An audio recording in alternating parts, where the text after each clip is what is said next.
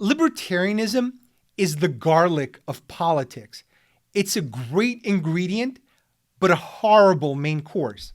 Libertarianism, for those who don't know, basically means you let people be. It's minimum legislation. It's basically just safety and property protection, but everything else is laissez-faire.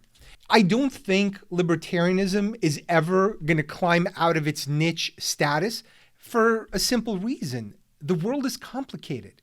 And in a complicated world, you need complicated solutions. And yes, you could make the argument we should simplify. And I would say, yes, we should. But if you want all of those tchotchkes from China, and you want your iPhones, and you want everything that the global supply chain gives you, including all the equipment I'm using right now, libertarianism has no answers for that. But I think it's important in one aspect. Libertarianism should be the tiebreaker when you're not sure. When you're not sure if a particular policy is going to work or not work, harm or help, I think it's really important for people to err on the side of empowering individuals.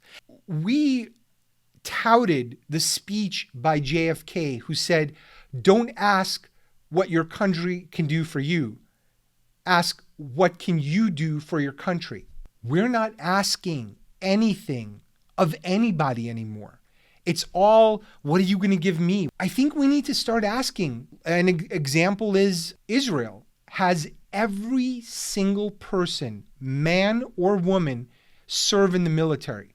Now, I'm not suggesting military is the answer or the only answer, maybe part of the answer, but it's a level of shared sacrifice that would bring us closer together. Because if we're working together towards a common purpose really early in life and working with people from all over the country, all walks of life, all races, or all sexualities, then all of a sudden you don't have the prejudice. You don't have the stereotypes. You don't have these wild notions. And I'm not talking about just people on the right. I'm talking about people on the left too. I don't know, I'm pointing with opposite hands, but whatever part of the spectrum you come from, you're also going to have stereotypes built up. So you might build up, minorities or black people or whoever as, oh my God, these oppressed people, I need to help them. I'm like, you can barely help yourself from the suburbs. You can barely get out of your parents' basement. You're not going to save an entire race.